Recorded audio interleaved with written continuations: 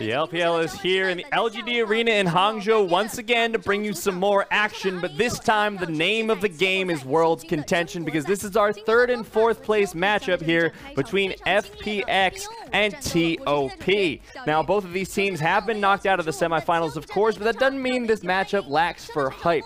Of course, we have the mid laners for both of these teams. Doinb has been voted #1 for the MVPs, and on the other side, TOP walking out now. Knight was #2 in that MVP vote. So let's go through the team members. In the top lane, today we have Moyu subbing in for 369. In the jungle, XX, mid lane, Knight, and the bottom lane will be rounded out by LokeN and Ben.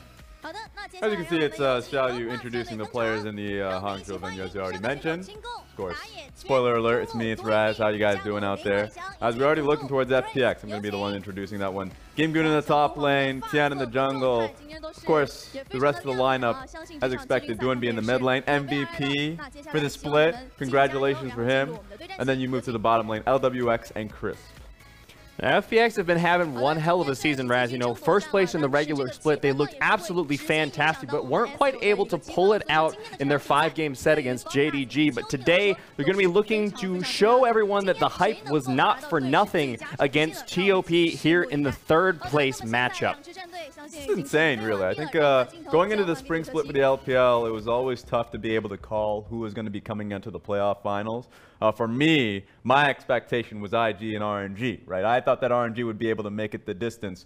But then you see the first place team unexpectedly being FPX being slotted out. It really goes to show how competitive the scene was for the first split. And we'll get into the recap in a second, but first, my name is Matt Niberi Daniel, joined by Barento Raz Muhammad. You've heard our voices, now you see our faces, and now let's take a look at how we got here, the playoff brackets, and of course, how we got these two teams in our 3rd place finals. And your eyes don't, like, you know, disappoint you at all when you look at JDG that made that run. 8th seeded, literally the last seed. They were so close of not even being able to make it into the playoffs, but then they now find themselves right slotted into the finals with the run that they made. Cap's dream coming into fruition almost. They're in the finals now. Of course, on the right side of the bracket, IG did take down TOP, but now we have our 3rd, 4th place match. And for anyone who's wondering, our finals will be held, has been announced the 21st in Foshan. Yep. But for today, let's focus on FPX versus TOP a little bit because there is a lot on the line, but most of it is about that contention towards Worlds. There's 50 circuit points on the line for whoever's able to win this matchup. It's incredibly important. If you remember 2018 spring split, it was Doinb's team. It was Rogue Warriors that made that run. Of course, when they made that run, they got the 3rd place victory over Invictus Gaming. What it meant for them is that they can find themselves slotted in the finals of the Gauntlet. So for these two teams, they're forced to having to think about that long road of Summer Split and the World's Contentions. Picking up this win is incredibly important. And I think for Doinb specifically, this is going to be a really important match for him just to prove himself once again because he's fallen flat a little bit in playoffs, but he himself has been performing fairly well, except maybe we could argue for that game on the Cassiopeia, but actually he's been playing incredibly well, and it's going to be a huge matchup here for this game specifically because you have the #1 and #2 MVPs in the mid lane going against each other with Doinb and Knight. Yeah, this one was important because when the MVP was announced, a lot of people had question marks of who was the most deserving of it. Knight came in 2nd as the runner-up for the MVP voting. Doinb came in 1st. If you were to ask me, I think the Shy had the most incredible spit. You got to be able to at least put him in the top 3. But it was Doinb and Knight. Doinb was the most influential player in the LPL, while Knight was also just the most impact, like as a mid laner, the most mechanically gifted one. So even just taking a look at the champions played, Knight, these are just playoff statistics. He played 7 different champions in the games that he was able to come out for. So it's incredible to see that he was able to play on top of his game on these different champs. Knight coming out with an absolutely insane performance in the playoffs so far. Of course, the highlight for him would be the Akali, but Doinb not lacking for highlight plays either. Of course, one of the big ones we saw was in game number 5, the early game on that Cassiopeia. Absolutely incredible. You alluded to it before that it wasn't the best showing, but actually he had all the gold. This play started out with him actually making the first rotation, coming in strong. I love his Cassiopeia plays. It ultimately comes down to his build order and what he ends up doing with that gold. when he actually gets it. I think when we have that discussion about Righteous Glory, when the discussions come about like Rylai's Crystal Scepter, a lot of those are based off utility. When you have the gold lead, you can chase them down. Abyssal Mask was just a question mark, but in that game, he was phenomenal. And then you see TOP when they went up against Invictus Gaming. Well, IG essentially stomped their foot in the series. It was insane what Knight was able to accomplish this one. He was legendary in the series. And for me, looking at this, I was like, oh, this is going to be tough for TOP. Because he went off. And it was still so difficult to take the win over Invictus Gaming. So it says a lot about this player and how much TOP really relies on him. Yeah, I mean, you look at that play, and that team fight is basically, this is just all Knight at this point. Getting a triple kill. Look at his health. I mean, after that entire team fight, the man is still above half health, gets a triple kill to his name. That's insane levels of mechanical ability in that team fight. It was more so just, he was the one that wasn't focused down. And remember, if you have Gunblade, the longer the fight goes on, the more value you're going to be able to get, especially if no Grievous Wound is purchased on that one. So I love his Akali play. I really do. And I think he is an amazing assassin player. As a spoiler alert, I hope he gets to play Zed this time around, because he's been playing a whole bunch of assassins in solo queue and hiding essentially like who he is. He's been throwing different names down there, just trying to go through the playoff run undetected. You failed. So I really enjoy these like two mid laners. I think they're incredibly creative, and I hope that they have fun in this series, because last time around in the spring split, when they went up against Invictus Gaming, or at least Doinb did when he went up against Rookie, he showcased me the Yasuo play. So I think he's going to go out for something fun as well. I think both of these mid laners have champion pools that allow them to have that kind of fun. You know, you have the Yasuo, you have the Kled, you have the Renekton. Doinb, you can just pick literally anything he'll pick up. It'll be like, hey, that's kind of interesting, but Knight's, you know, not going to be all that shy, because he is this incredibly gifted player, which allows him to take on those mechanical champions. That's what's interesting for me, because if we talk about the mid lane a lot, for me, you start to tether the jungles into this, because jungle proximity was the most important thing or an aspect about FPX. And you take a look at this one, this is actually shocking, because he trailed behind Tien did in terms of mid lane jungle proximity in comparison to XX, because in the regular season, XX just didn't have much team jungle proximity. He was more focused about farming, get everything down right before he actually went out to help his own lanes.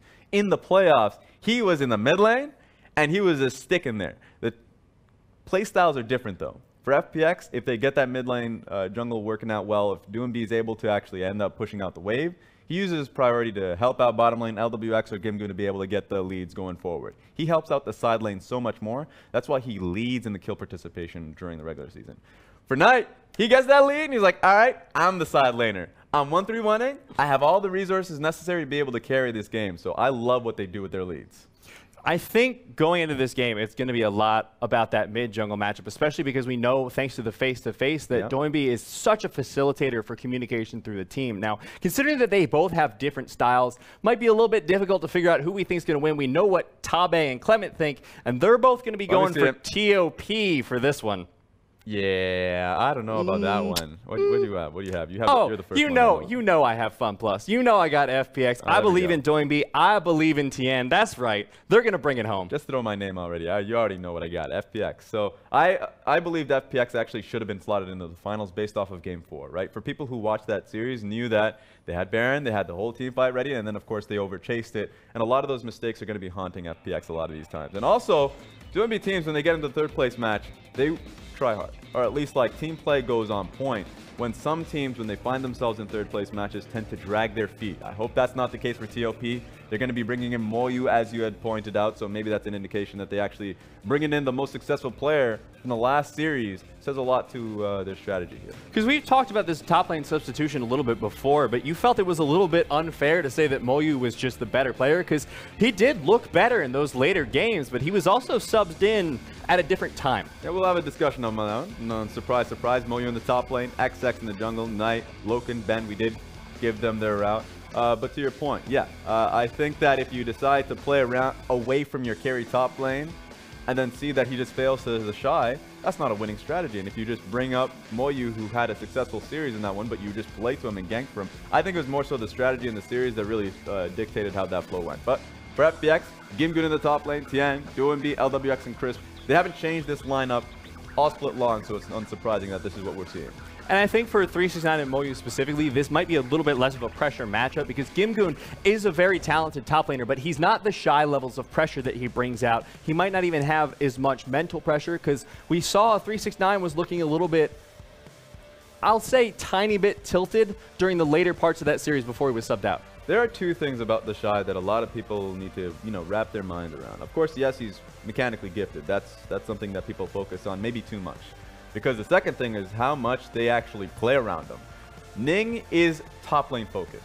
That is just what you have to do. When people see a rookie team, they think, oh, is it going to be Ning and rookie? No. Is it going to be Ning in the bottom side of the map? Hell no. Actually, he just paths away from them so frequently. It's actually just Ning tag teaming with a Shy every chance he gets. So, unsurprisingly, 369 in that series got camped, and the style, or at least the way they played into that one, was they just played away from it. 369 is a hell of a talented player. I think that he's the better one. Remember, we all called him as a rookie of the split, and he was damn near close to being like a few people's MVP for the top lane and first team. In fact, he was voted second in terms of first team top laners. So for him to have that one series and everyone start questioning whether or not he's going to be the starting player from TOP, that is a hell of a knee-jerk reaction. They've got that in the bag for game number 2. Of course, game number 1, they will be rocking with Moyu. And this is a very different series for TOP because they get to play away from the top lane a little bit this time and don't have all that pressure because Tien doesn't necessarily focus the top lane as much. It's more about the mid lane as we've seen. Yeah, and when he goes towards the mid lane, as we previously alluded, Knight will be able to pick up that pressure, be able to... It kind of reminds me of old Cloud9 when they had Jensen, to be able to place down control wards on either side, be able to focus around Dragon a little bit more, because XX, he is still focused on major objectives. He's not the type of person to say, okay, just because it's the playoffs, I'm going to be foregoing my experience and objective focus. No, he's still going towards Rift Heralds and Dragon as much as he can. So I think the one fun thing that was, when Moyu came out, was how much he grew as a player. Because when a lot of people were introduced to Moyu, when he debuted in the LPL with the old TOP roster, he was known as Jax and Kennen. And he just went forward. Much like Jax, the guy just didn't know how to step back. And so he either came in with these insane, like 8-0 games, or 0-8. Like, it was that relentless. And so what we saw in the last series was actually him playing super respectfully when he had not only just a disadvantage, or when he sniffed that Ning was in the area. And so that's what I love about his growth. I still think that he has a little bit more to prove to me that he's better than 369. But I think going into GimGoon that I like this matchup for Moyu. And I really respect the way that how TOP are going to be playing through the top side. One of the things that struck me as impressive about Moyu's play was how he was able to set up flanks around both the mid and top lane. This is something we haven't really seen 369 do. He's a very talented laner. He's very good in the laning phase, but we don't necessarily see him roam a lot, whereas Moyu, it seemed like, was more willing to set up plays around his mid laner, around Knight, and both into his top lane to get a better angle. A lot of that goes into champion pools, and I think that, the 7 champions that we saw, all different, identities. With Knight, when he picked up Corki, obviously he's just going to be focusing on his own back timings, chipping down turret platings whenever he has the opportunity, because unless if he has package, he's not moving from that lane. And then when he was on the Akali, he was actually so focused on being able to go top side. So I think he is someone where I would nail him as a very smart roamer. He notices when the right time is to do it. And we already talked about how sometimes his side laners are falling behind against top tier teams. And so he ends up saying, okay, I'm going to take a lot of ownership, especially on the Jace game that he had when he went up against Sino Dragons. And he was able to carry out just through his roaming potential. So it's going to be interesting to see who ended up getting the pressure through the mid lane first. And I want to see how this draft develops. One of the criticisms we had of TOP going into the draft last series was that they picked up the Jace, but they picked up another lane that required a lot of pressure and weren't able to deliver on that. So this time I want to see them have a more focused composition, a more focused playstyle that doesn't leave them necessarily sacrificing one of their lanes to get the other ahead. If we're just taking a look at the Morgana ban, this is something that Knight just hated. When he went up against EDG, he wanted to be able to first pick, early pick his LeBlanc. He got counter-picked with the Morgana. He had no way in team fights. And since that point, TOP have been prioritizing either picking up Morgana as their mid laner or slotting it into the bottom lane. It's unsurprising to me that in blue side that they would just end up banning it. But the Sylas coming in for the first pick for TOP. This is a high priority pickup, flexed both mid and top lane. So it's good to see TOP taking that up on the blue side, but don't know how FPX are going to respond. I think the Riven hover is something you have to think about. You're on red side. that's going to be something that Doinb and GimGoon would want to be able to pick their hands up. And why? Because Sylas is open, and there are a few picks that do very well into the Sylas, and I think the Renekton is something that showed its head in the top lane. For GimGoon, his answer towards the Sylas, and it was fairly successful.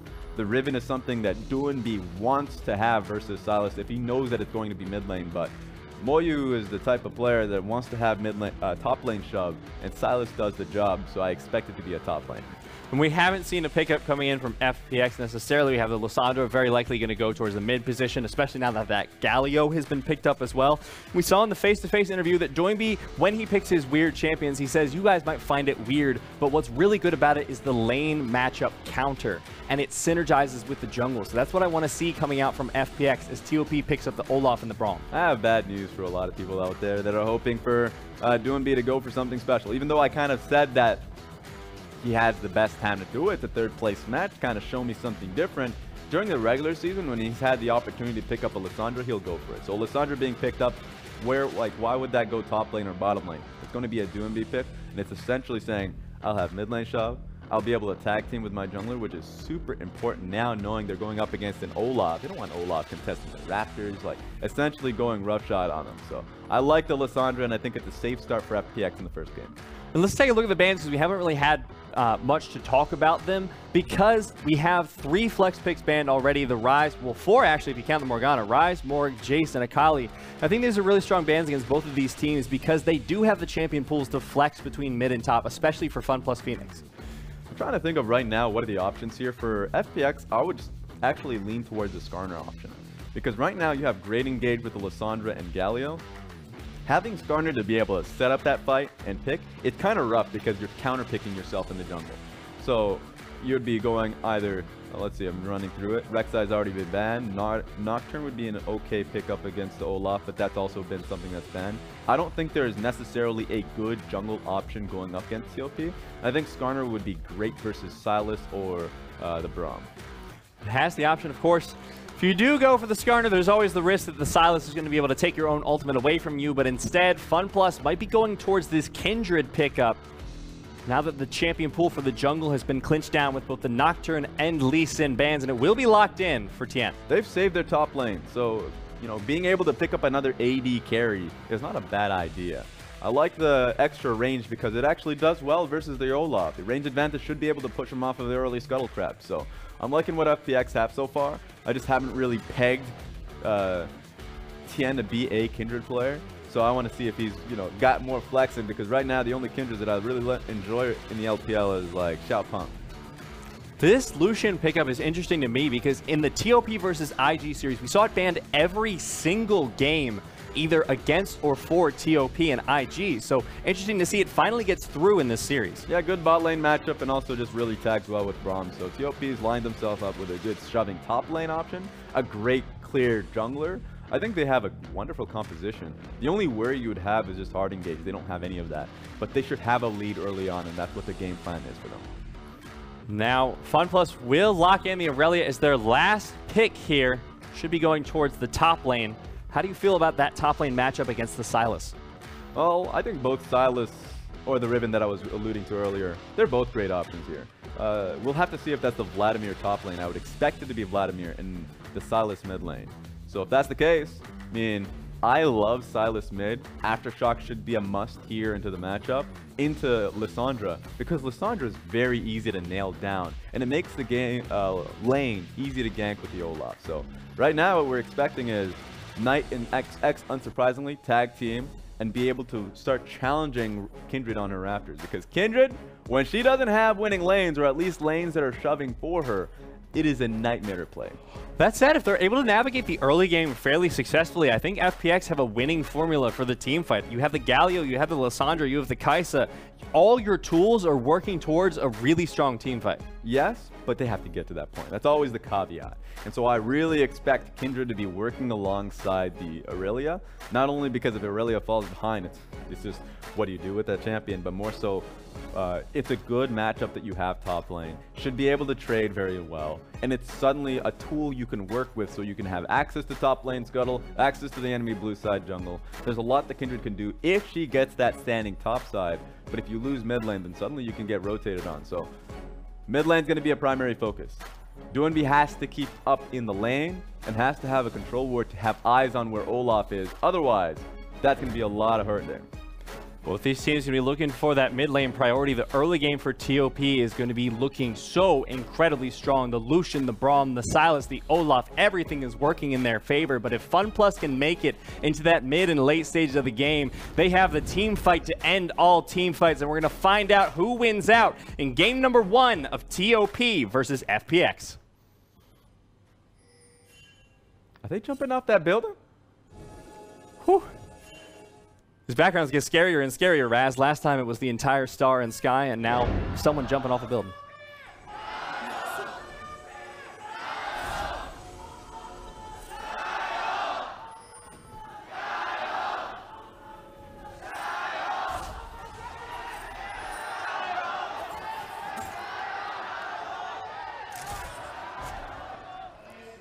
A standard we've been having with Olaf games is that they really try and force the vertical jungling. It's not going to be happening this time, or you might see Olaf start with their own red side jungle and then move into a blue side for a steal. If that's the case, then Kindred has a chance to be able to challenge that. A lot of teams have actually been successful at being able to challenge that, so I would want to have XX start on the enemy blue.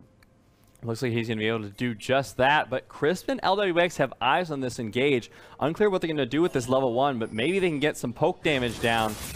Not going to find much, just hitting Ben a little bit with the Winds of War. Now FPX going to back off as the vertical jungle seems to be secured for TOP. Yeah, please don't level 1 a Braum Lucian. That would be suicidal. I still think this is better for Tien, knowing that he could play towards GimGoon a little bit more reliably. This is what you would expect from top lane matchup. This is how bad it is. Wow. That is almost all of his health in just one trade. So GimGoon going to be real happy with that one. It looks like the Colonel's gotten a facelift, Raz.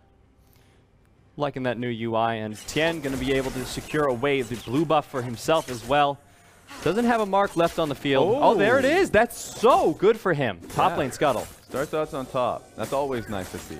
Remember, once he's able to pick that one up, then it's going to be between both Gromp and Raptors to see which one's up and available. If it's going to be enemy Gromp, which he's left up, thankfully, then he has basically net himself 2 early marks, which let's just see how lucky he gets. Well, yeah, if that happens, both Keen and GimGoon are going to be really happy here on this top side of the map because Tien will be mostly unchallenged for the time being. And GimGoon, I mean, we've already seen how well this matchup has been going for him. 0 CS on Moyu. He literally just picked up his first CS of the game at 2 minutes and 45 seconds. And Tien looking to make him feel the pain even more. See if he can get it. Stun lands down on the Moyu, but neither... I don't like that. The wave didn't even crash yet, and now it's on cooldown. How are you going to be able to net the kill on the Moyu? Doesn't look like they will at this point, but GimGoon's still positioning forward for it. I think that he should have held on to his stun, waited for the wave to crash, then there's a lot more pressure, and Moyu would have lost that cannon minion almost certainly. And now Tien has taken away the Gromp with this pressure, knowing he can't get the dive, but that does mean that the mark is going to go towards the bottom side of XX's jungle. Left up a small wolf at the very least. Okay, there we go. So far what we should be expecting, you're already seeing it through mid lane. Knight's been pushing up pretty easily, pretty frequently. Doesn't have Olaf near him just yet. It's just so hard if you're a Kindred to ever look to make any action happen around that mid lane. Thankfully, Knight doesn't have much mana, but he has teleport, should be able to teleport right back. But the sustain and the aftershocks, resistance that he gets makes it nigh impossible to be able to get the kill, especially if you don't have vision on the bottom side to know that XX is leaning around the area. So that's why it's very safe to assume that Tien is just going to focus on his own farm. LWX getting really low in this engage, but Crisp not able to land the taunt will mean that TOP get away from that with the better health end of things. And FPX starting to struggle a little bit in this early game as we predicted. Now, I just wonder if there's ever going to be a dive downside here, because with how much this lane has been going in favor of LokeN and Ben.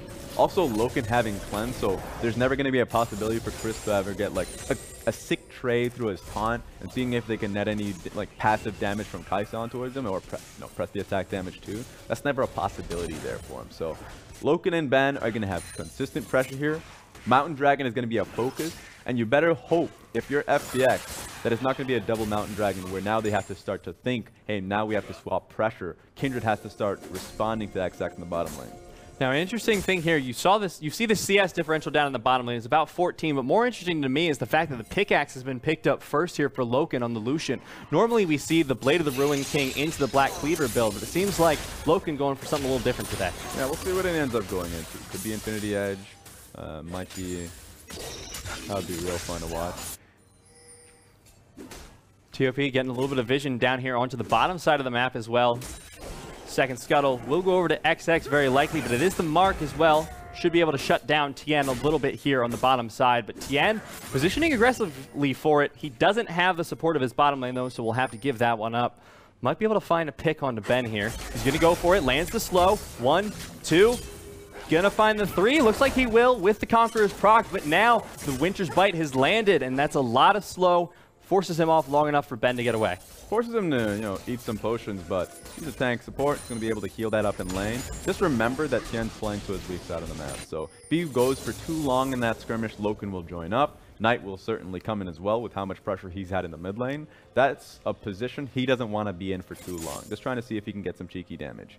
Meanwhile, on the top side, GimGoon seems to be having a much better time controlling the lane. There was a little bit of an issue after the failed attempt at a dive, where suddenly Moyu was bringing back pressure, but GimGoon has gotten control of the top lane once again with 20 CS lead. It's kind of unfortunate that XX is finishing up his camp top right now, because that means if he's going to base, likely go to the bottom side to clear up his Krugs, while there's a huge wave starting to stack onto Moyu. So if you're thinking a long way ahead, Moyu must be fearing the fact that he might get dived here. So these are questions you would have to actually ask yourself to see, you know, is there a reason for me to come, like, stay top lane a little bit longer to hopefully protect Moyu? Would I lose experience in doing that? We'll have to see if that ends up biting XX, just trying to now going back bottom side. If nothing else, he will be able to stop the mark of Tien from going over because he knows it's on the Raptors, going to pick that one up. And now TOP, with the lead they have in both the bottom lane and the shove they've gotten in the mid lane, are going to start aggressing towards the blue buff of FPX.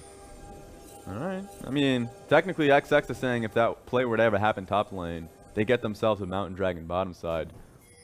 What catches them out?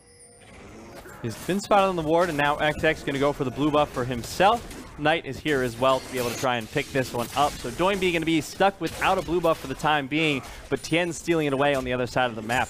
So it will just be the blue buff trade for now. Mountain Drake still on the board. Closes the lights. Take a look at this. LWX and Crisp have to respect this. They know that Knight left the mid lane, and this is the strategy teams like Invictus Gaming and RNG have actually levied towards FPX during the regular season. They tried to stop Doinb early. If Doinb cannot move and rotate, then they fall themselves behind in a deficit, because if you already look at the composition, GimGoon is the only one that's really set up to succeed early in this game. And TOP made the call to say, okay, if you're already set up to succeed, then let's just actually push that even more. Let's go to the bottom side and be relentless in our bot save pressure towards LWX and Crisp. Now they just lose out so much experience in CS. And the next dragon that I was saying that FPX have to hope and pray doesn't turn into something influential is a damn Infernal Drake. Double Mountain's bad, but Mountain into an Infernal is just as bad for FPX here, and they are just being pushed off this bottom lane consistently. So the early game, as we expected, is going far into TOP's favor, but first tower is going to be at about 9 minutes already for TOP. This is a lightning fast early game, even for them. We'll have to see the next one if that's a cannon minion wave. It should be. Should be the one where they get knocked down. Tien has to do something soon. There's no teleport there for GimGoon, so they can't even look for a play bot. Frozen Tomb available from Knight. He's going to use it onto himself, get himself the heal, but he is stuck between the jungler and mid lane of FPX. He might be able to get under his tower. That's a lot of healing and so much defense coming in from the Aftershock will keep him alive. I already made a point about this too. Aftershock resistances, the sustain that Knight has, and of course the dash and shield that is just in his E. How do you take him down even when his jungler is nowhere near him? It's frustrating to see happen. And FPX just really haven't been able to capitalize on anything in this early game. They have the lead up into the top side, like we mentioned, but you can't really get anything with just that. GimGoon, you're going to be able to zone off, sure, but you're losing so much across the rest of the map. Knight's going to have teleport too soon, so you're going to have double teleport available as the bottom lane focus is going to be there for TOP. FPX have to do something. Usually some teams would tend to just rotate their dual lane topside first, see if they can make a play onto the Vladimir. It seems desperate, and I think they are in a more of a desperate situation. If you're just looking at just raw itemizing, then yeah, like Essence Reaver is almost picked up by LokeN, and LWX is still kind of clamoring for his first item in Stormbreaker. So there's a lot still working on the side of TOP. TOP going for the gank onto Doinb. Doinb tries to get the root, but the Ragnarok stops it, and goodbye Doinb. First blood over to Knight. It's going to be hard for Kindred now. You've lost your mid laner that was just about to get his teleport up. You've lost so many options.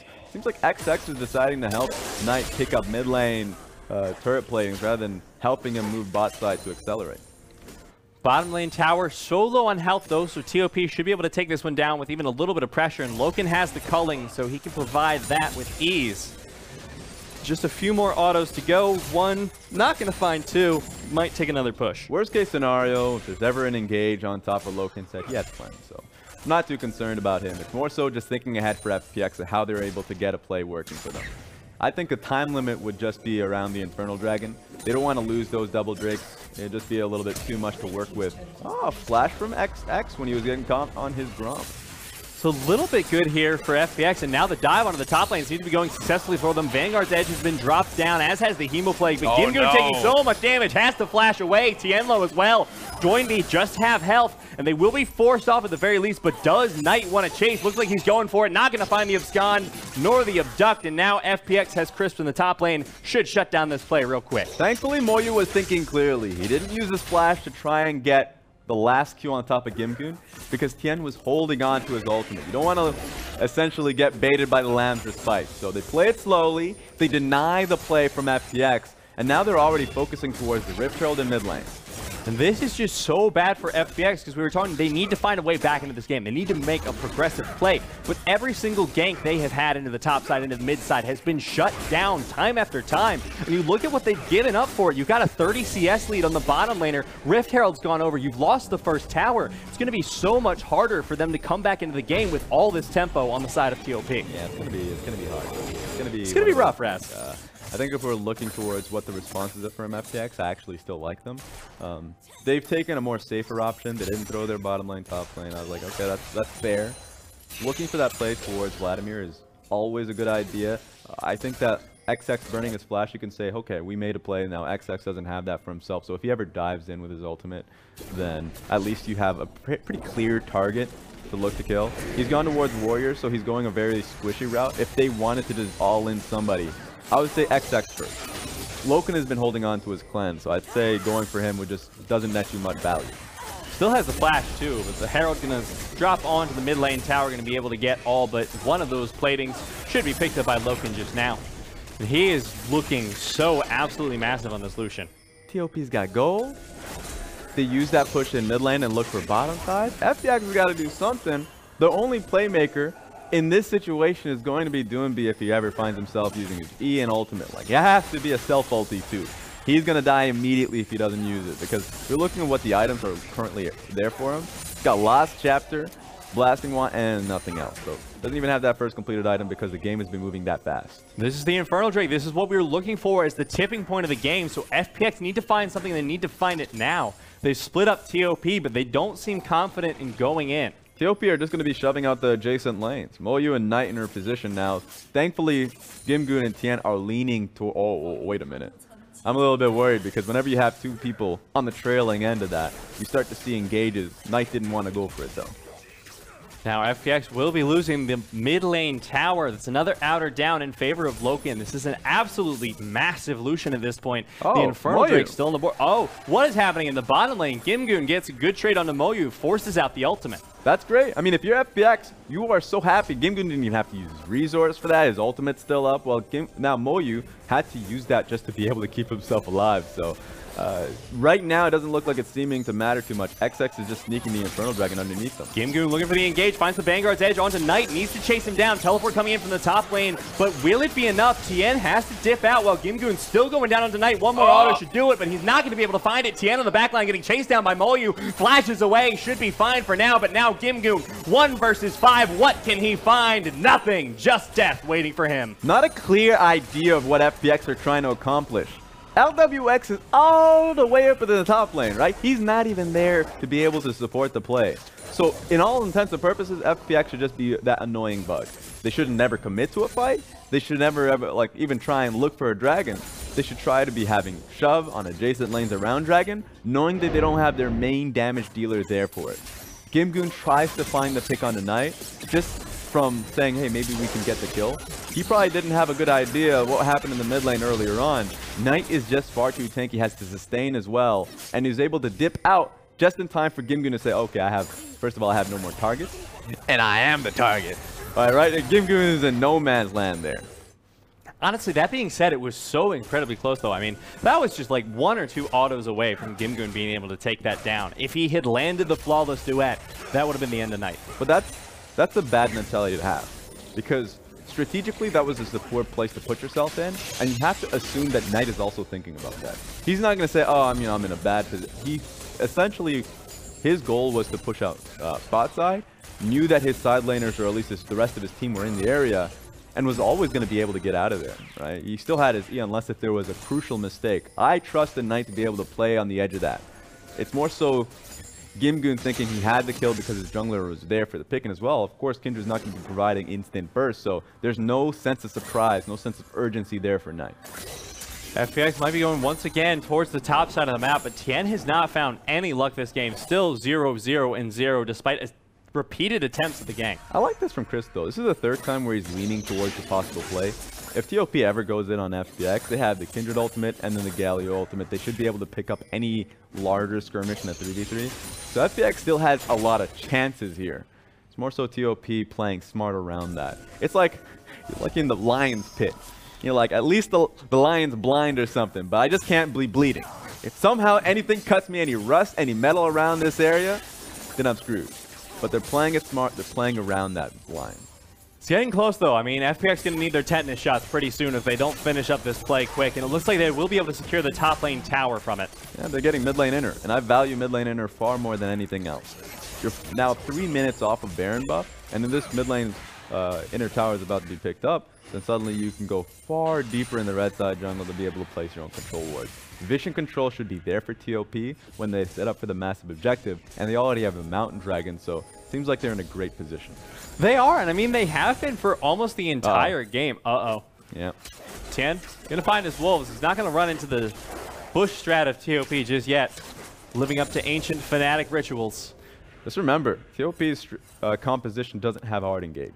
So while you look to their comp and say that, hey, they have goods, essentially every lane works out well for them except for the top lane, and the matchup in the jungle is doing well for themselves. That's why they have such a large lead.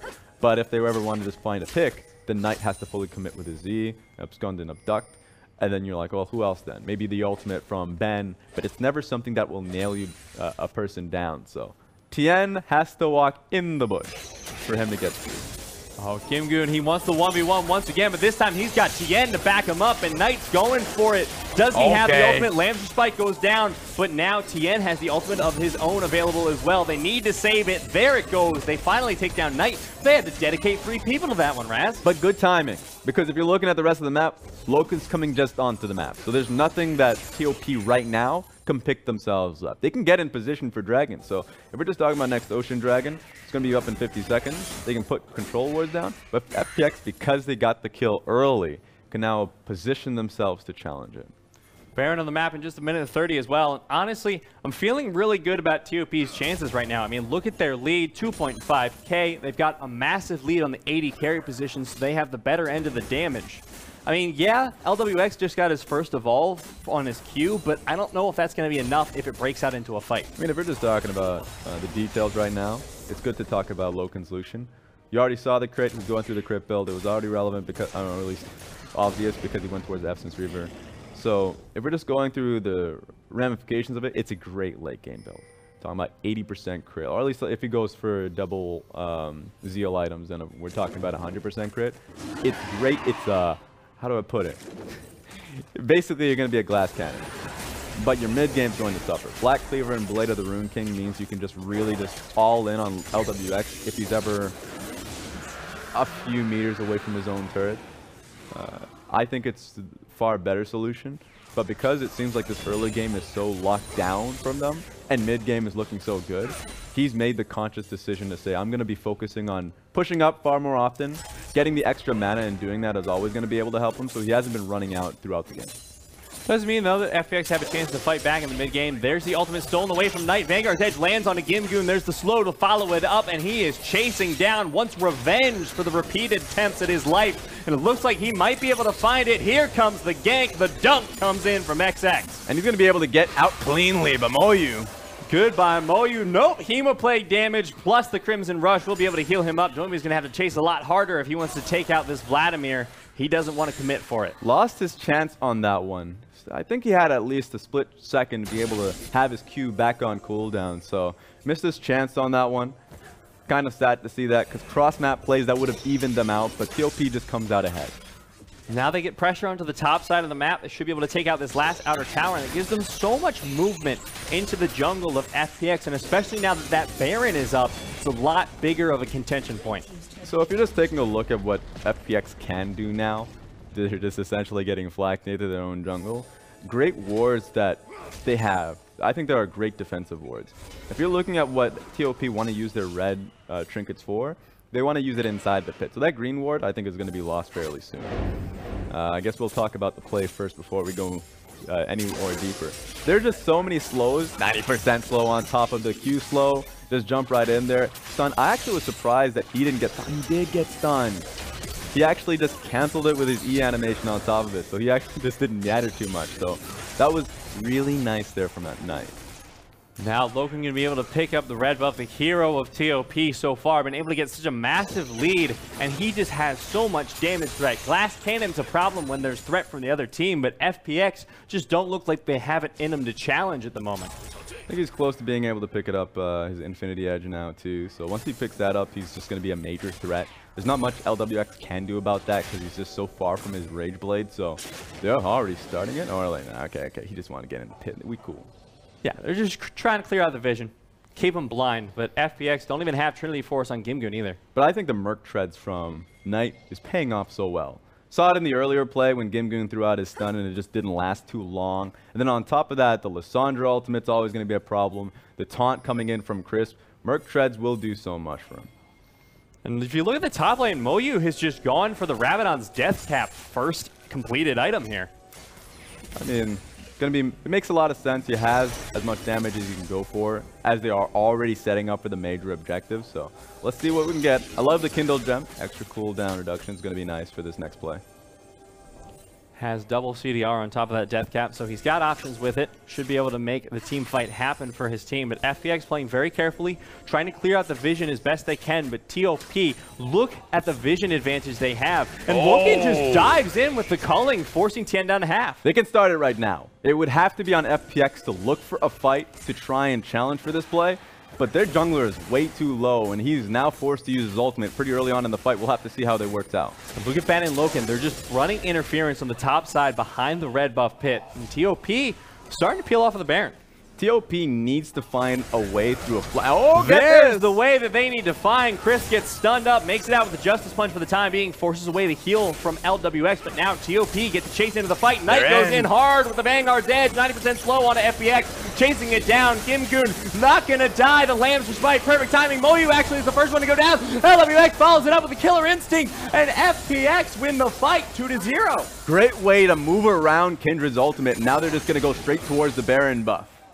They've got LWX with his items. He was able to get in there with the team fight, the Killer Instinct, everything been building up to this moment, but TOP can still contest. They still have LokeN, they still have Knight, they still have Ben, they still have the playmaking potential here, and LokeN putting so much damage out with those crits. FPX are so low in the back of the pit, taking so much damage from Baron. They dive in, they're looking for it. Oh my god, Knight steals away the Baron. It doesn't matter because FPX are going to clean it up, but my god, Knight. They wanted to get a double whammy of the Baron buff and the Ace, but somehow Knight's able to get the last tick of damage on it.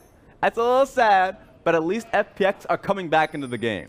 I want to see Moyu because I'm 99% sure he doesn't have the Baron buff, but if he did, that would be such a thorn in the side of FPX. Yeah, we'll check on that. Pretty sure he was dead after this play. The animation, Justice Punch gets him out pretty cleanly, but this is where worries come through.